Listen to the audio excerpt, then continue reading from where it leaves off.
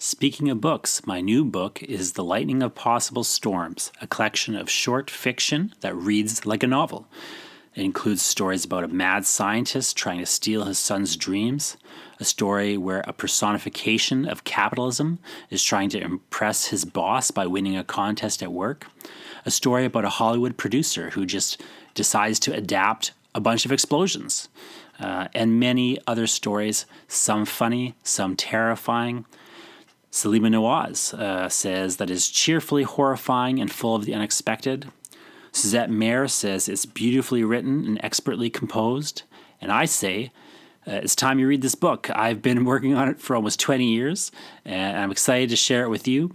So please go to possiblestorms.com. Again, that's possiblestorms.com, and you'll find out a lot more about this book and some of the bonuses that you can get when you buy this book. Let's get on with the show. And let's say you're not making no money, though, because this is the thing where people don't understand it. So you're making some money. Yeah. Not enough to make a living, but enough to But let's say you were making no money. Let's say all you were doing, Lyndon, was trying to get work as a comics writer. Okay. Let's use the writer example. Yeah. Let's say all you're doing is writing scripts, mailing them out, getting rejection. Writing a script, mailing them out, getting rejection. Yep. People will get those rejections, and they will get upset, and they'll throw the rejections in the garbage. I could never fathom throwing a rejection out. I think. Do you save your rejections? Yes. Good. Do you know why it's good? Because it proves that I'm part of the industry? Yes. No, literally. Oh, okay. All right. Literally, when taxed, you could still now, though you've got no writing income, be writing off the comics you buy as business expenses. All right. Now, you don't have income to write the credit off against, but you are in business. Now, when CRA comes to you and goes, well, how come you got all these business expenses? You're not even making any money. You go, well, I am making. I'm engaged in the activity of doing business. I'm a failure. Here you go. Yes, here are my rejections. Yeah. Which is proof that I am writing, sending material out. Yep. I'm actually trying to make money. What CRA cares about, there's a clause in the taxes. Now, there's a special clause where an artist is one of the only businesses that's allowed to never show a profit during their lifetime. Whereas other businesses have reasonable expectation of profit. Yeah. Creative artists do not have reasonable expectation of profit. That feels like it should be insulting, but Stephen Harper actually changed the tax code to say this, which is hilarious. Stephen Harper did. Is one of the only good things Stephen Harper ever did, but it is kind of a kick in the face. Yeah. But anyway, it's just a rude comment. But that's something nobody knows. No. Yeah. Okay. So I'm a new writer. Hypothetical. I'm a new writer. I've taken a creative writing course. Your rejections could save you thousands of dollars. I'm making submissions. I'm getting rejections. I'm saving my receipts. You're saving your rejections? I'm saving my rejections and my receipts. You're tracking what you're doing. Yes. Okay. How do I track what I'm doing? Well, am I clocking in and out every day? Anything is good. What I would suggest personally, it depends what you're trying to measure. Yeah. Right? So when I was young and I was actually doing this tracking in a more sensible way. Now I've fallen off the tracking train. My full disclosure is that I do not have a tracking system. I just work on projects as they come up. So a few people did. Yeah. So I used to have a very good one. I fell off it. Now I'm trying to reestablish it. Yeah. Now I'm so complex I need a very difficult one. So what you should be doing though at this point is, let's say you're writing a comic. What's the most recent thing you wrote that you want to talk about? I am currently working on a comic with Stephen Call called The Laundryman. And it's it's conceptualized. We have an outline, but no work has been done on it yet. Great. So let's say you write the script for The Laundryman. Yeah. So now you're in the future where you've written the script for The Laundryman. Okay. Yeah. Again, let's imagine you had done nothing else before this point. Yeah. And you're just doing it on spec. So we should just make a distinction. When we talk about writing on spec, that just means you're writing on the speculation that someone will pay you at some point in the future, as opposed to you've been hired to write something. Yeah. So you're writing The Laundryman on spec. Nobody's asked you to write it. You're just writing it to write it, and you're going to try to sell it. Let's say it would be like when Steven and I started making Infinite Universe. Exactly. Let's make a thing and hope that. But let's pretend you didn't make Infinite Universe for the sake of the example. Yeah. I currently am working on my first comic project. You're writing your first comic, which is Laundryman. It's going to be a 20-page comic script. Now you finish the 22-page comic script. Okay. And then in this example, Steven is going to do the art. You've just agreed with him that to work on the script thing together. You're going to co-own it. Yep. So he does the art. Now you've got a 22 pages of comic script and art. Yep. You've got the 22-page comic together. Yep. You're going to mail it off to publishers. Yep. And try to Get it picked up. So first thing you should do is you should create a spreadsheet that lists all the things you've made. Okay. You've only made one thing now, The Laundryman. Yep. Which is a 22-page comic. This is the part where you and I. Now you don't realize. Yeah. Now the mistake that you will make, and most people make, is you put The Laundryman in as one thing. Okay. It's not one thing. The Laundryman is a digital comic. Mm-hmm. So it's a 22-page comic. Yep. But it also could be potentially, let's say there's a really cool spread. Yep. Like there's a cool one-page Yep. spread that Stephen made. Well, you could take the text off that and make that a second You make it thing. a print. It's a print. Yeah. Now you've got two. Now you've got two things. Yeah. You've got a poster. Now you've actually, so that one thing is actually two things. Yeah. Maybe it's three things. Maybe you got two prints out of it. Yeah. You did. Maybe you also. Now, for the sake of keeping this simple, let's just keep for it those as that a are comic. starting up. It is a comic. It does not become a secondary Let's just line assume it item isn't. until you decide to actually pull a page out and turn it into a print. You start It an is inventory. right now, it is just a comic. You track in the inventory. Yeah. You know, in my inventory of things I could sell is a 22-page comic. Yeah. Then you know, in the maybe another spreadsheet page or whatever, or even the same spreadsheet, but somewhere else, or in the same place, you track who you're going to send it to. So you research who you're going to send it to. Yeah, you have to keep track where you're submitting it Let's to. say you're sending it to 5 places for the sake of the example. Yeah. You track where you send it and when you send it. Yeah. That's the basics. Okay. What you're doing, what you have, where you're sending it, when you sent it. Okay. Then the responses start to come in. Then you track when they came in, what they were. Yeah. What you're trying to figure, and meanwhile, of course, you're writing another thing and so on. Eventually, what you're going to do is you build up this inventory list. Now you've got, let's say, 20 things. Yeah. And you've sent them out. You should have so there's a future point where you should have. So the first thing you need to figure out is like, when am I going to create things? Yes. Which is the baseline. Yep. Right? If you don't create things, your whole business falls apart. Yeah.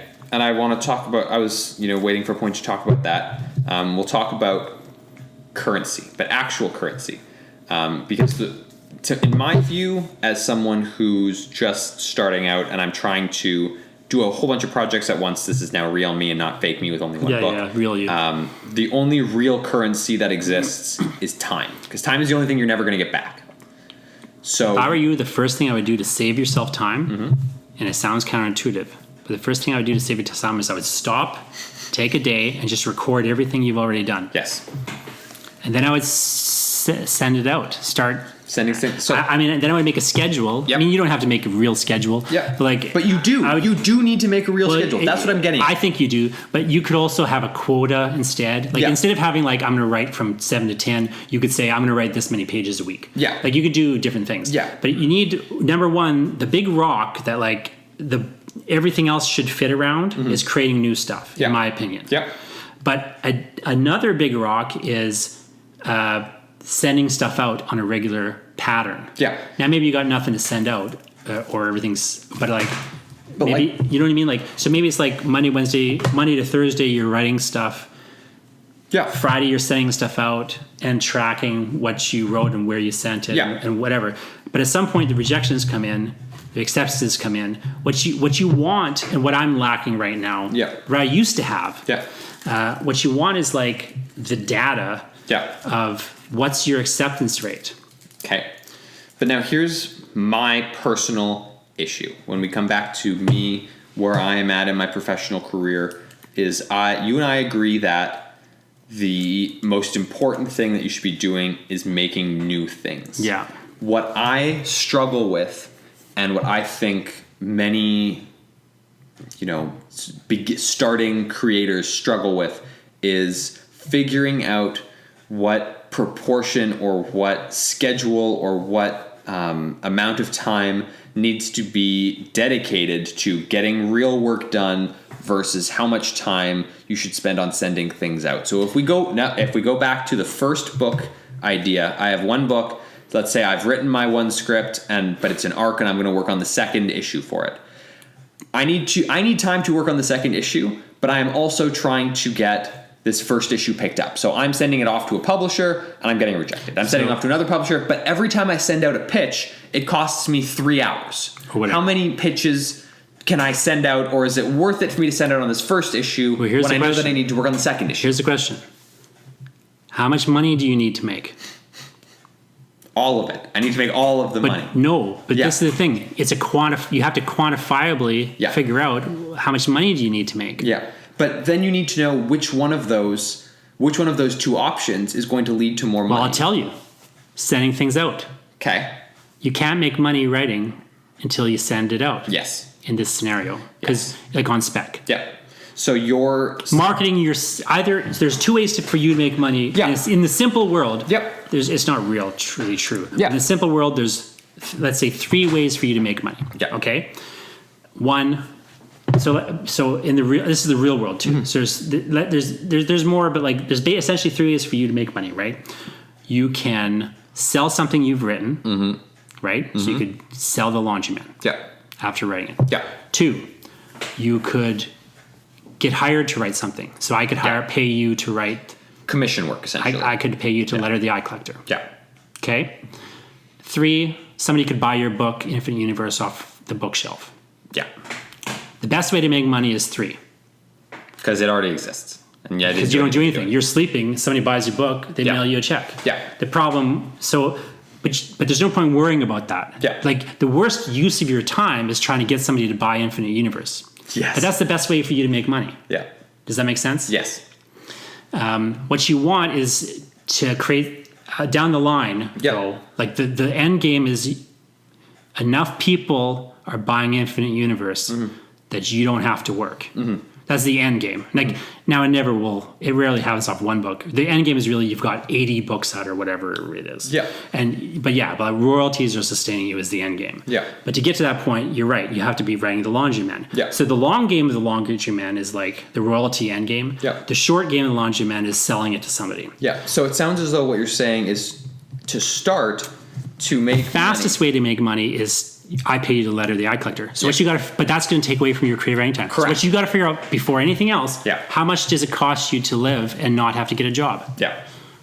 I mean that in this situation, being paid to letter the eye collector is my job. Is the paying job immediately. Effectively. Yeah. So maybe your paying job. So let's say it costs you, I don't know, $30,000 a year to live. For the simplicity of the listener understanding this, freelance lettering a project is the equivalent of someone working at a restaurant or someone working in a retail position or someone doing something else. Do anything, and maybe that's what you're doing instead that takes of lettering. Up your time that you get paid for that isn't making new stuff.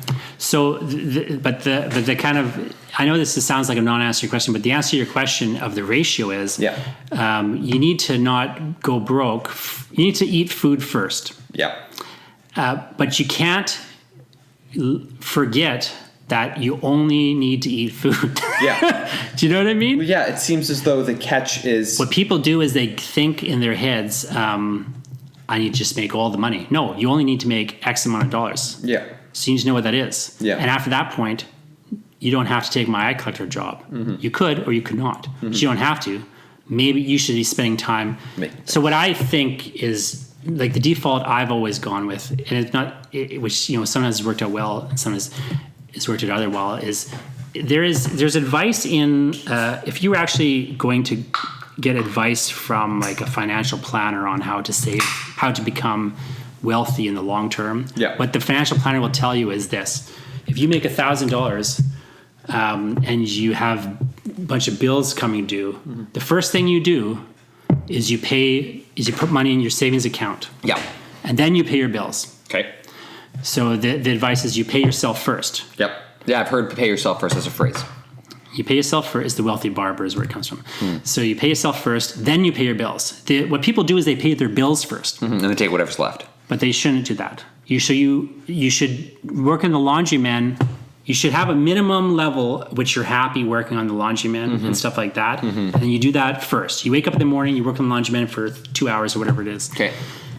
Then you can do other things, or you can keep working on laundryman depending on what you can afford to do. Okay. Does that make sense? Yeah, so it sounds as though So either you're hustling to find jobs, or you're lettering the eye collector, or whatever you're doing to make money. Yeah. Waiting tables. Yeah. Going to the law court. It sounds as though but what you're saying, doing the laundryman first, and that's not on a financial level. Is you're paying yourself first, in that you're doing your personal work before you're doing the other work. But you got to keep. But where people I think go wrong with this is they think it's selfish, or they think it's like they're doing it for love or passion.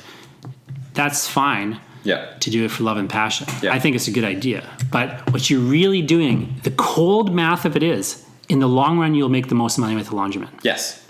The cold math is... It's a long game. It's a long game. And especially when we're looking at things in publishing, it seems as though each project that you work on is your stepping stone to another / bigger project. Yeah. Like if today you work on the laundryman for, let's say, 4 hours, and then you work on the light collector for 4 hours, and I pay you $1,000 to work on the light collector, and you make nothing working on the laundryman. Yeah. It may seem to you like you made more money working on the light collector. You actually may not have.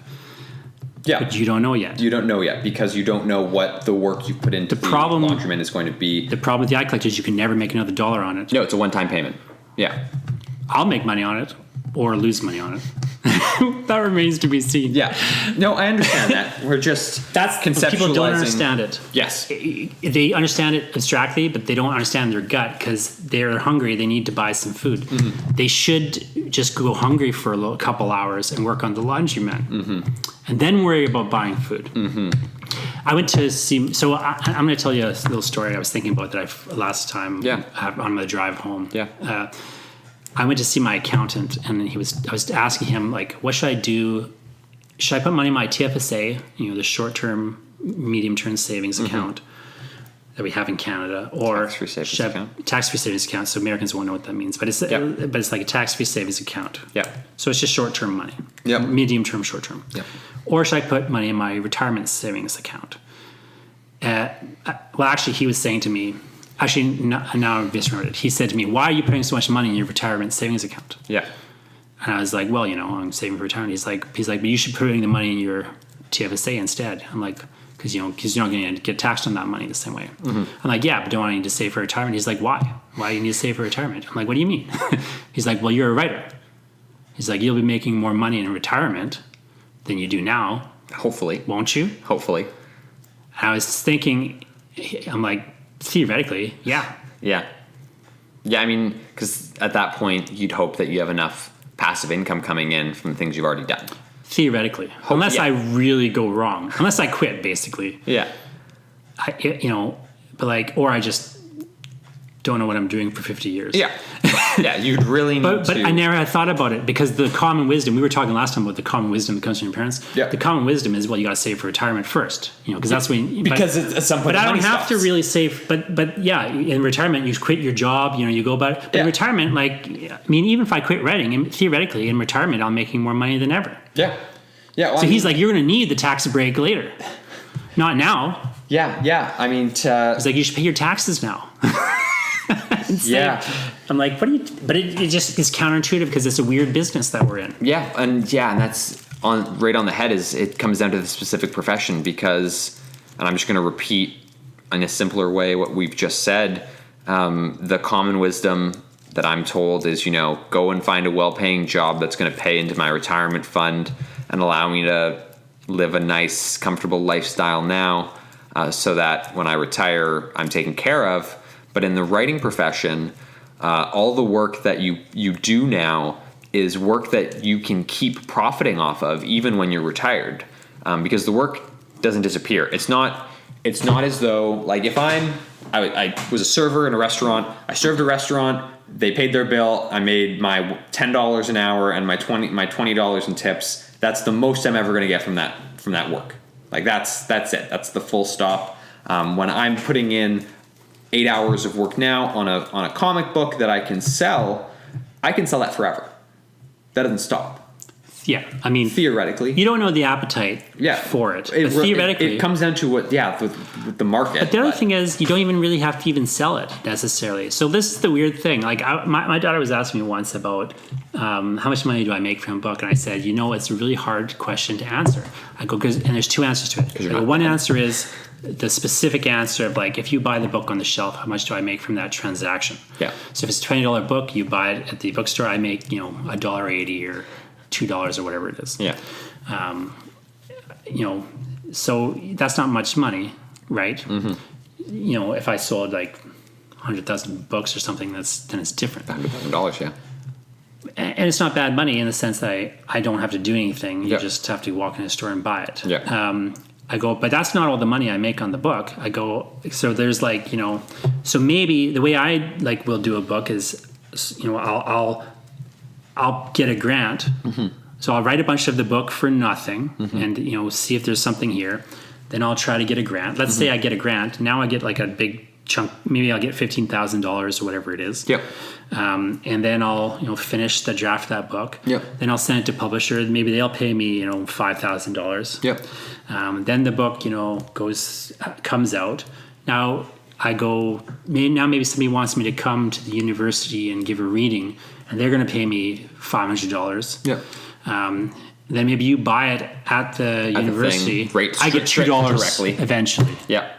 Yeah, maybe I sell it to you directly. You give me $20. Yeah. Really, I made it's $14 or whatever it is. Yeah. Or you buy it from the store, I make $2 there. Yeah. But then the other thing is because then it goes to the library. Maybe because it's in the library, the government sends me a check every year for the next 50 years or 20 years or whatever it is. So, and at this point, who knows how much money you've made off it? I mean, I could really track it if I wanted to, but who knows really?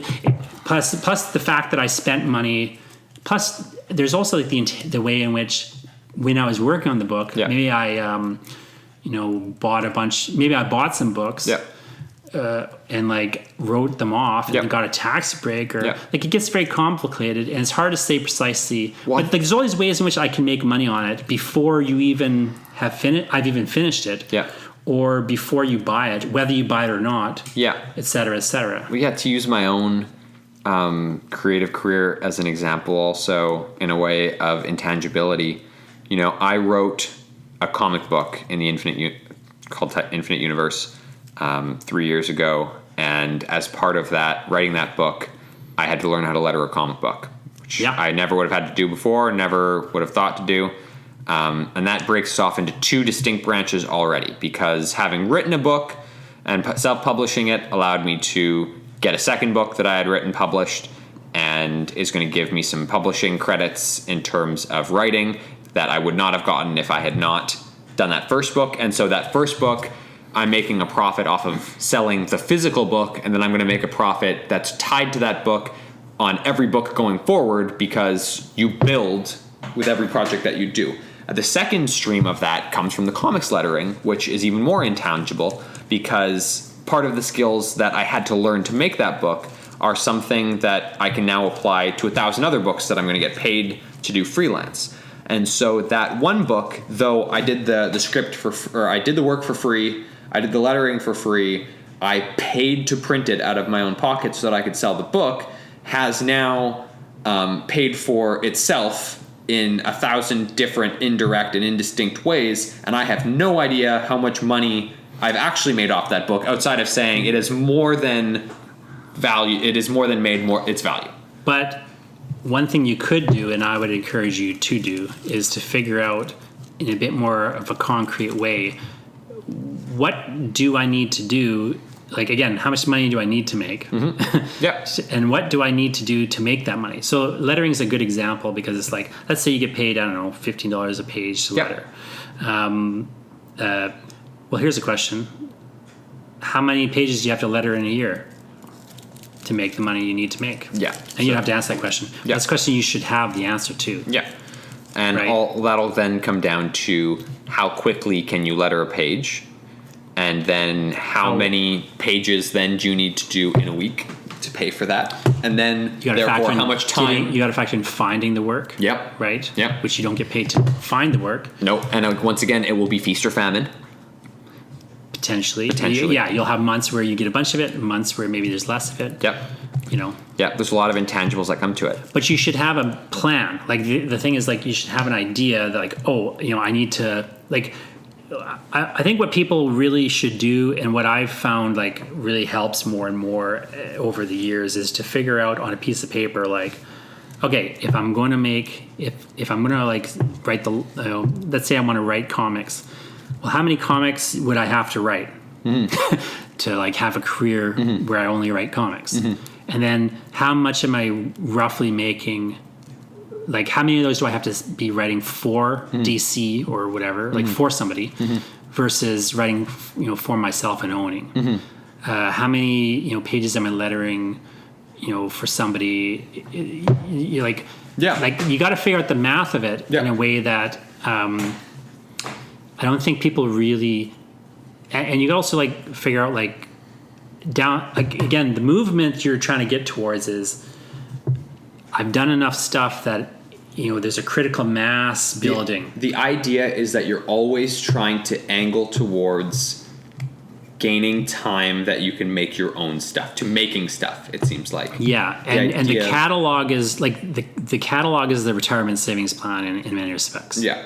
Yeah, I mean, and that's kind of comforting in our industry, because a lot of the time right now, you know, the stereotype of an artist is someone who struggles financially, obviously, but the idea that the work that you're doing now, even if you're struggling, is something that you can continue to draw on the longer you go, is comforting. But you know when it's not comforting is when you just don't do it. That's right. Because you don't even remember you did the work. You got no track of the work.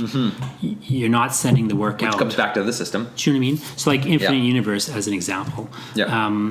You know, maybe you don't want to beat the Infinite Universe horse to death. Yeah. But as an example, you know, you could try selling it to a UK publisher. Yeah. I mean, I'm not saying you should do that necessarily. I don't know what the marketability of it is in the UK, but I'm just saying, like, always be looking for new markets to take your pre-existing relatively project. Speaking, it's easier for you to resell a book that exists than to write a new book. Yes. So, I mean, you want to be writing new books. Yep. But if you only have an hour, you know. Yep. Yeah, I mean, you should spend some time at least reselling the work you've done. Yeah. And then as time goes on, when there's more and more of a back catalog, again, at a certain point, you pick up a bit of a critical mass, and this, you know, people are just asking you for things. Yeah, I mean, you should still be trying to. I mean, I'm at a point where I work on my new projects, and it almost feels as though the projects that you've already done, whether you've sold them or you haven't sold them, once you've moved on to the next thing, you almost put them out of mind, and that is a mistake. That's my mistake I make all the time, because that's just once it's done, it's done. I think it's a character flaw, or just a character trait, however you want to put it. But like for me, it's like it's that I don't. I just don't care anymore. Yeah. Because I've already done it. Yeah. So I mean, I'm glad I did it. I'm happy. I'm passionate about it. I love the work, but I'm done now. I got to do another thing. And I don't, it's like an accomplishment thing. Like I don't feel a sense of accomplishment exactly. Yeah. Well, here's where I'm stuck on it is, and I mean, we'll use Infinite Universe as another example. We made that book 2 years ago. And the only reason this is in my mind is because recently, with it being republished, I had to go in and organize my files for it, which were a mess. I actually had to re-letter one of the pages because I lost the file. But happens. What I realized is my proficiency as a creator then is nowhere near where it is now. And so, like when I was looking at the lettering I did for that project, it was not good. I mean, it was fine. It got the job done, but it is nowhere near where I'm at now. And so I'm almost so maybe you don't want to resell it. Ashamed isn't the right word, but it's almost as though I realize I can be making money by reselling it, but in doing that, you almost make it a current work of yours when it doesn't necessarily reflect who you are. Forget about reselling it for a second. Yeah. Because don't get hung up on that. No, I don't. So one thing you could do with the Infinite Universe, for example, is are you signed up for the public lending right? I'm not signed up for the public lending right. Do you see what I'm saying? Do you know what that is, right? Yes, So in Canada, dear listener, that is Jonathan Ball's "You're an idiot, but I'll forgive you for it" voice. Well, I mean, that is the simplest thing. Where it's like The public lending right is your books end up in a library. If and your you books get are in a paid library, money for it. Theoretically, it's more complicated than that. But theoretically, it's an annual payment that creators can get to if their books are in so many libraries or whatever. Now, because you're with a publisher, that publisher knows what they're doing at all. They'll be selling the books to libraries. Yeah. I'm sure there are. Yeah. Or that's on their plan or whatever. So you should be signed to the public library. So that's literally like you take a half hour or an hour, whatever it is, and you fill out the form. You mail it in. Every year you take 10 minutes to update the form and mail it in. And then some years they mail you a check for $50. Some years they mail you a check for $500. Yeah. You don't have to do anything else. Yeah. Yeah, the money just shows up. You don't have to be reselling into the universe, Yeah. but you are still now making money for who knows how much. Maybe it'll be $1,000 over 20 years. Yeah. Maybe it'll be $10,000 if all of a sudden some future book hits or something. Who knows? But the fact is, it's there's things like that that you should spend at least a bit of your week doing. Yeah, I think what I'm looking for here, Jonathan, is for you to tell me that there is no shame in reselling work that you don't necessarily think is good anymore because you can still sell it for money. I wouldn't personally resell work I don't think is good, but I would, like I have tiers of things, right? Yeah. So like if I write something, let's say I write a poem. Yeah. There's like a tier of quality in my mind. Yes. It's like under a certain level, I won't publish the poem. So maybe when I said good, I wasn't necessarily being precise you enough, think but the the book's idea, good, but I'm saying like the idea that it's not who you are as a creator anymore. Because I'm assuming the work that you did 10 years ago is not who you are as a creator now. Who cares? Do you think? But here's the thing. I had a. Do you know Christian Book? Do you know who that is? No. Christian Book is the most popular poet in Canadian history. In terms of, at least he was until Leonard Cohen and Margaret Atwood. Christian Book wrote the best-selling book of poetry in Canadian history up until recently, when Leonard Cohen published and Ruby Carr and so on, came along. It was a book called Eunoia, in which every chapter of the book is a series of prose poems that uses only one vowel. Okay. Chapter A, chapter E, chapter I, etc., etc.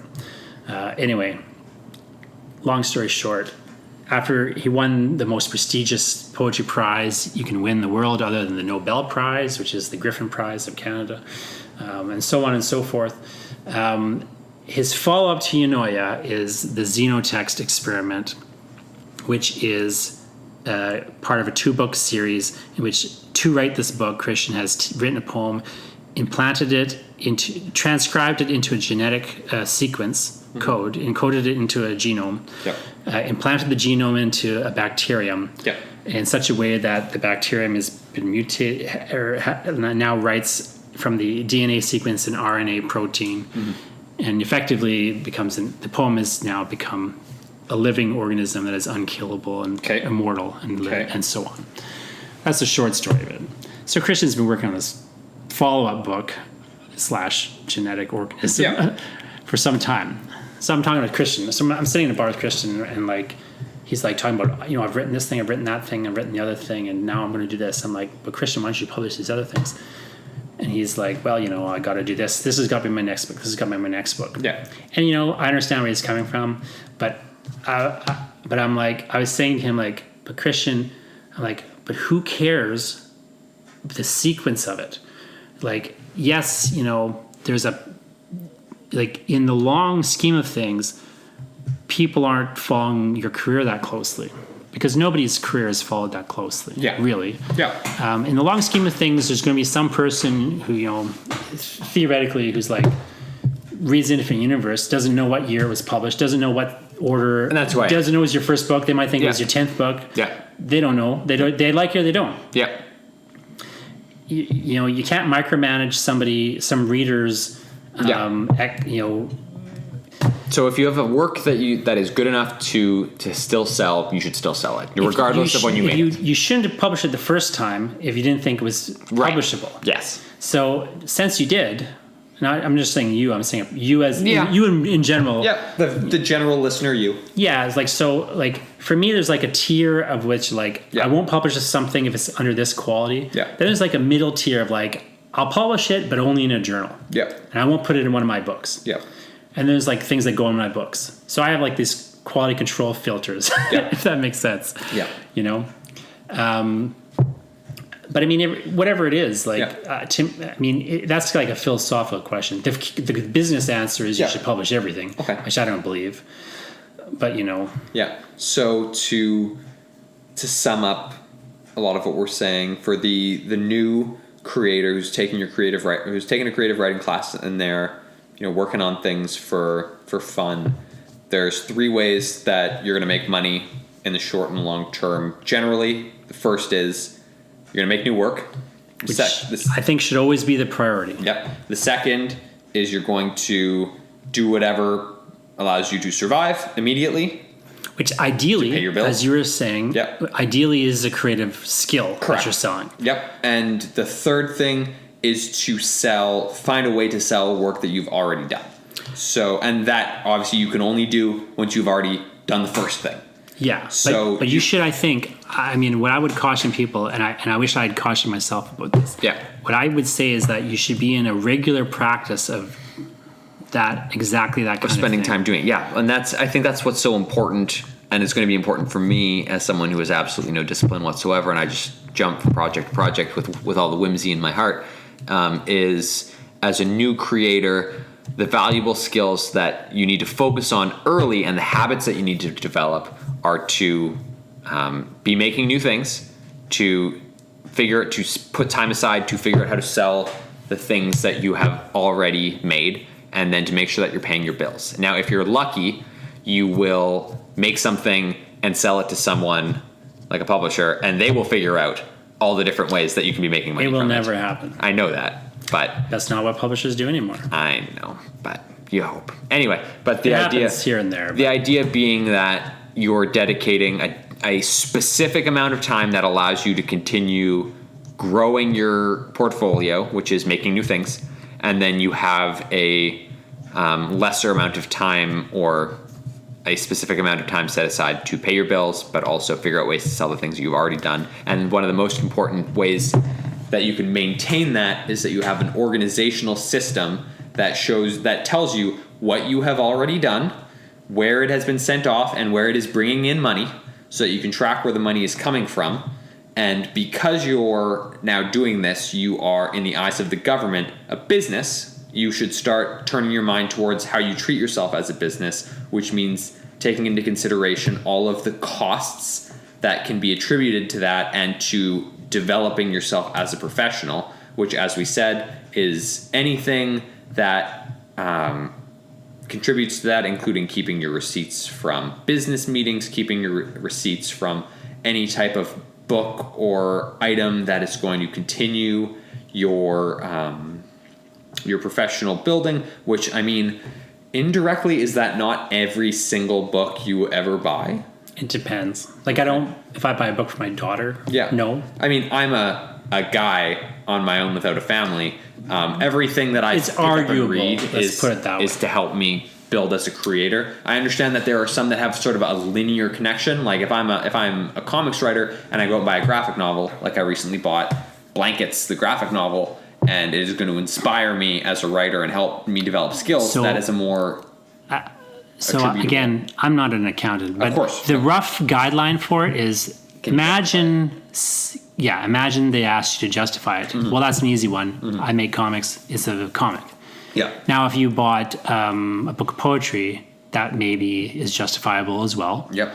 But it's less obvious to justify. So you might write a note on the receipt, for example. You might write, thinking about adding a poem or poetry book? Yeah. Question mark. If you just wrote that on the back of the receipt, theoretically, that's justifying it. If I'm a comics writer and I buy a textbook on quantum physics, it better be so that I can use quantum physics as a element of a story somewhere. I feel I do that. I did that exact thing. I actually bought a book on string theory. Yeah. And my new short story book, I quote from that book on string theory. Yeah. I went to Costa Rica. Yeah. And I wrote a story about how I went to Costa Rica. Now, have you done your taxes for that purchase already? Did you? That was years and years ago. So was it a successful write-off? Of course, I never get audited. Yeah. Because my wife, ironically, has been questioned about, like, are your union dues really, is that union real? I'm like, what is wrong with these guys? Yeah. But, like, yeah.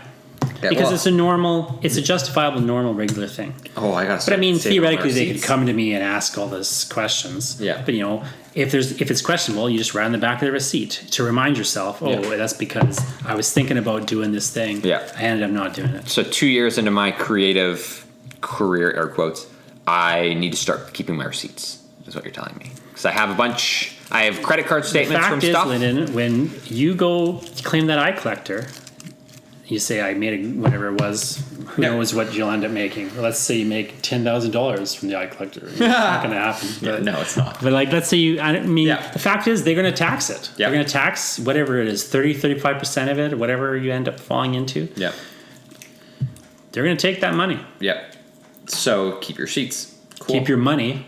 And I always forget about that. Set the money part aside, yeah. I get like this tax bill for like $6,000. I'm like, I forgot to keep $6,000 to pay this tax bill. What if I spend $6,000 on comic books and write them off as business expenses? Well, that's fine, but keep in mind, you're not getting the full amount back. Yeah. You're not getting the full amount as the write-off. It's only like whatever it is. Percentage.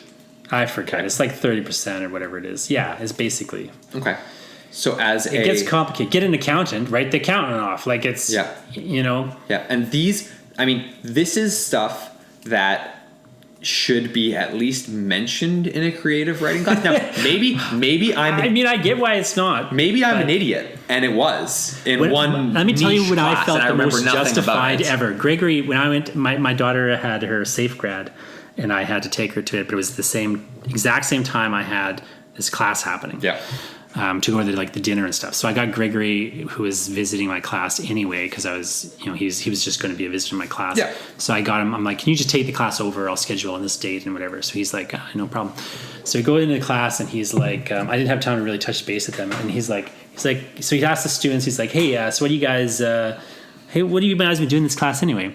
And they're like, he gave us this assignment we're doing. Yeah. And the assignment was they're supposed to write an outline for us, a story. Mm-hmm. And it was basically they're writing a treatment, like this long feature film story outline. Yeah. And so Gregory, he's telling me he's like they were kind of shocked because I said to them, he's like I know it, and I had given them a sample of one of my own treatments, as an example of like how they could structure it or format it. Yeah. And Gregory's like, he's actually teaching you things that make money. And they're like, what are you talking about? And Gregory's like, well, I know for a fact he just made like $6,000 off this example he handed you. Mm-hmm. And they're like, really? Yeah. He's like, it never occurred to them that this thing they were doing is potentially valuable. I literally had made like the week before $6,000 off the document I handed them, as like it never would have occurred to them that would have any value. Yeah. So here's my thing is, maybe a creative writing class is or should be exactly what it already is, which is a class where you go to workshop your writing, you become a better writer. There's no fundamentals of being a business person in writing type class. I mean, I'm sure that there are, starting your own business classes in a business stream. But as someone coming from an English degree, the courses that I took were, let's read these books and analyze them for their literary significance and write a paper on them. And that was every single English course I ever took. And because writing is not treated as a trade, there's not going to be a trade program at a trade school that teaches you the fundamentals of treating it as a business. So where are writers supposed to figure this out on their own? I would say they should learn in university, because in my view, university is a professional. Mm-hmm. You're being professionalized. Yeah. So the reason you study literature that way in a literature course is they're professionalizing you to be an academic. Yeah. Maybe they shouldn't, but that's what they're doing, and it makes sense. Yeah. In a creative writing course, why are they not professionalizing you in the same way? Yeah. Yeah, I mean, I guess You're not there for fun. It's a university. Okay. That's my opinion. Yeah. People don't share it, obviously. Yeah. Yeah, no, I'm just trying no, I don't to... teach a class. I don't teach them taxes. I'm just trying to get I'll at show the them a idea contract. I of- show them like what my contracts look like, and I tell them how it works out. Yeah, they've never seen a book contract. The point, yeah, exactly. The point I'm trying to get at is because writing is such a weird, or being a creative is such a weird profession. Again, air quotes turn it into profession. It is a profession. It is a profession, but it's not treated as one. It's not. Yeah, and that's when I say that is it's not treated as one, and so there aren't the same fundamental building blocks provided to people that want to go into it, and that's the frustration here. Is that we're moving like we spoke about this last time in that jobs don't necessarily exist in 10 years, skills exist. The creative field is one of those things that is always going to be changing, but the idea of treating yourself as a business is never going to disappear as we live in the current capitalist structure society. The problem is that even if you don't want to treat yourself as a business, the government will treat you as a business. They're going to tax you like you're a small business because you are a small business, whether you like it or not. Yeah. And so I just feel like, I mean, it depends what you want to do. But if you do want to have a career where you're like, writing comics full time as an example, like this is the things you got to think about. And you're right. They should talk about it. But there's like a taboo almost against talking about it. Yeah. I mean, it's just when I look back at the English courses I took and the English or the creative writing class I took, and don't get me wrong, I loved my English writing or my creative writing class. I met some wonderful people. I created some very bad short stories. But one of the things that we had to do, one of the projects we had to do was you have to go to someone else's book launch and you write a review of their book, like buy their book and write a review of their book. And so it's not as though the university stream doesn't acknowledge that people do this for money. They're very open about that this is a profession, but they don't necessarily connect the dots on how you turn it into a profession. And this comes back to what we spoke about last time, which is that in terms of the aims of university, which are academic or they're intellectual and they're great for learning skills per se, but they're not built to drive you towards a job. You have to do that yourself. And that was my frustration when we spoke about it last time, was when we looked at university versus a trade school. A trade school exists to build you for a job. You are going to learn this specific set of skills. We're going to set you into this profession so you can be successful. University is going to teach you the thinking that you need to learn and the skills that you need to have so that you can be intelligent and expand your horizons and learning and intellect. But it doesn't it's not going to sit you down and go, here are the building blocks, the fundamental steps you need to take to turn everything you've learned in this program into something that you can make money out of. They're just here's your piece of paper, and here's the things that we think should go along with it, and have fun. Good luck. I feel like it's weird because the publishing industry, in this respect, I think the university folds into the publishing industry in this way, where they kind of are this old boys gentleman club, even though it's run by women now in a statistical sense. It still operates like an old boys club in that sense of like, it's a closed system. It's not transparent how it operates. They're like, one of my friends was saying, was it you or somebody? No, it was somebody else, but it was saying like, what do you do when this place is I want to send this thing to somebody, but it's closed. They're closed for submissions. And I was like, well, I do that all the time. All I do is I write them a letter saying, hey, I know you're closed for submissions. Can I send you a submission anyway? And they invariably say, yeah, sure, that's fine. Yeah, and anecdotally, when we talk about publishing and the old boys club, one of my favorite things or tidbits or facts or whatever you want to call it is that the books that we consider classics are only classics because the old boys club decided that these were going to be the books that we considered to be seminal works in the field. In some ways, yeah. It depends on the book, but broadly speaking, that's 100% true. When we look at the things that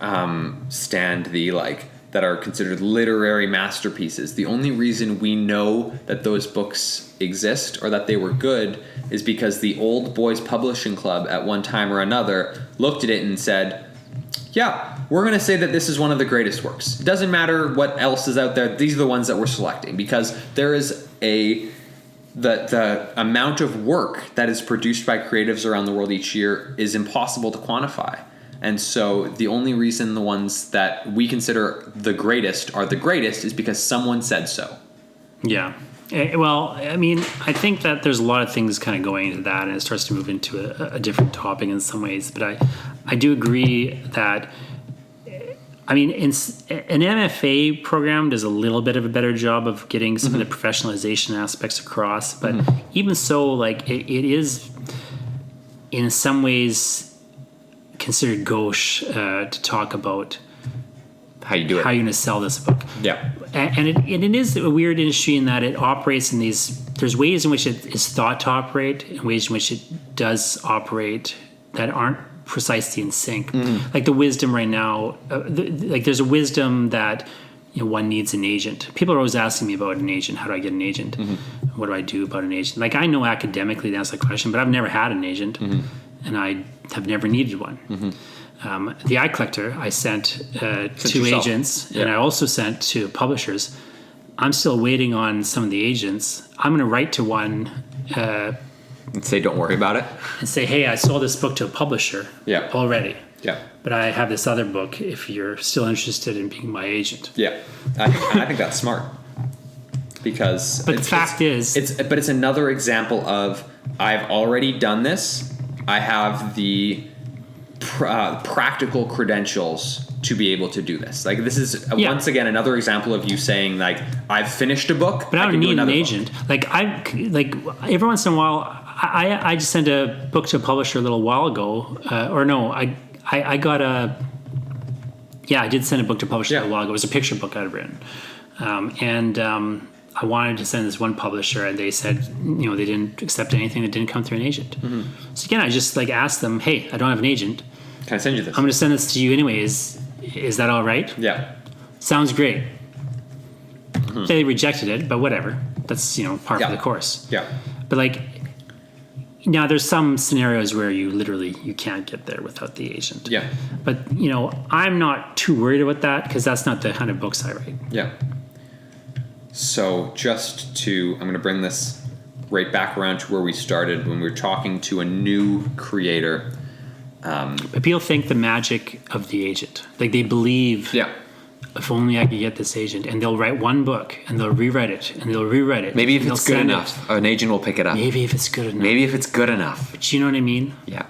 The agent doesn't. All the agent knows is what might sell. They don't know what will sell. Yeah. They know what might sell. Yeah. Well, and I mean, when we not to denigrate agents, I'm just saying like it's not what people have this image. Yeah. Well, and I think that's so interesting to think of that's the agent's role to consider what will sell or what might sell, because we started this conversation talking about what people want. They know this person wants this person wants that. But we started off this conversation talking about the Eye Collector and how the drive for the decisions that we make in that project are not what people want. It's let's make something weird, something that we want to make, and worry about marketing it later. I think this is my personal opinion, but I believe it's a mistake to consider the marketability of anything while you're trying to make it. I think all that happens is I see this all the time in creative writing classes where people don't want to put a brand name in. They don't want to say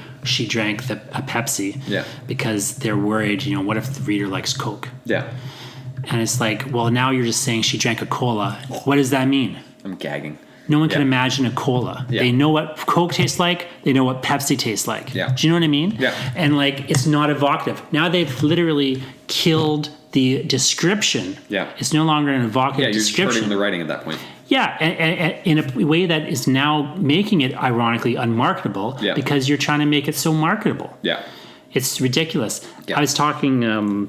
like there's just this but there's a weird assumption. It's the same assumption you see a lot in Canada where people have the belief. It's kind of lessened now, but there for a period, and to some degree still, I think, there's this belief that you actually see it in rap music, until Drake suddenly starts talking about Toronto all over the place. Yeah. Nobody wanted to talk about Toronto because then you couldn't sell a song in the States if it mentioned Toronto. Yeah. And like, it's ridiculous. It doesn't make any sense. Americans don't care what city Drake's from. Yeah. And just like readers don't care whether your book is set in Winnipeg or New York. Yeah. And so if you don't know anything about New York, you live in Winnipeg. Yeah. Why are you setting your book in New York thinking it's more marketable? Is it more marketable if you poorly describe New York? No, the people in New York are just going to tell you. It's ridiculous. But that's the attitude we've had for like 100 years. Yeah.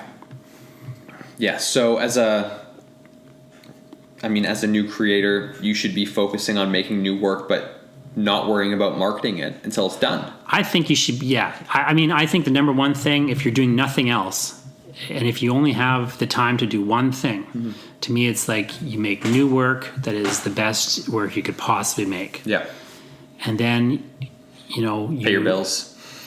But you find some way, once you've made that work, you get a system in place that's just cold businessman trying to sell that work. Yes. You're the cold businessman for 1 hour a week, and you're the and passionate artist the rest of the time. And that's what they don't teach you. But you can't. You got to be both. Yeah, but they don't. That's not what you're taught, and that's what is so important about what we're talking about. Is when you take a creative writing class, you're taught how to be a creative. You're not taught how to be a business person, and that's the gap in the knowledge that you need to be able to be successful. People also think that they. I think the other big mistake I see a lot. You've kind of worked around this to a certain degree, I think, but I don't know how much you've really thought this through. But the mistake I see a lot of people making is they have the assumption that, let's say you write The Laundryman, Lyndon. Yeah. Well, let's just use The Eye Collector as my example because I know this better and it's a real example. Yeah. The Eye Collector is so weird. I don't expect to make money from it. Yeah. Like I don't expect people to buy the book. I love it. Go buy The Eye Collector. Yeah. But like I'm not expecting a mass Eye Collector. It's not going to be a bestseller type book. It could, but I wouldn't expect it. Yeah. I'm not expecting a movie to get made out of it. Yeah. I'm not expecting, it to be picked up by Netflix. Yeah. I'm not expecting the money to come from The Eye Collector. So some might say it's a poor. But so when I'm looking at it, I'm thinking, well, I'm not going to spend a lot of time trying to get Netflix to buy the Eye Collector series. Yeah. But what I will do instead is I'm going to take the Eye Collector and show it to people and say, hey, you want to hire me to write a Batman story? Yeah. I do this dark, weird shit. Yeah. Yeah. I can do your dark, weird. Transferable skills. Yeah. Yeah. So there's a way, or I'm going to, maybe try to, imagine we're past the COVID times. Yeah. I'm going to maybe try to get paid to go on a panel to talk about making a comic, your first comic. Yeah. Or something. There's this roundabout, in a weird way. Every project that you do builds into another project, like we've spoken about. But even simpler than that. If I've got the Eye Collector sitting on a table in front of me, I don't have to make money selling you the Eye Collector. I can make money telling you about how you could make your Eye Collector or something else. Yeah. There's other ways to do it if the work itself is not the most marketable thing. So why sacrifice the quality of the work to try to make it more marketable? It doesn't even make business sense. Yeah.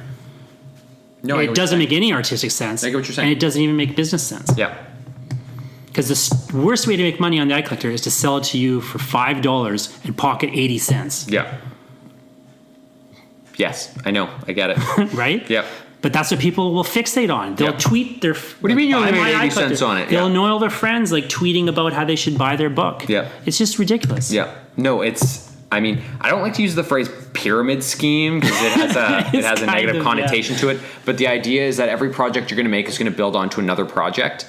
And it's going to pay off in ways that you don't necessarily realize. Or as you're going back to maybe we'll kind of... Yeah, please. We'll wrap it up. We'll wrap it up by going back to your original point.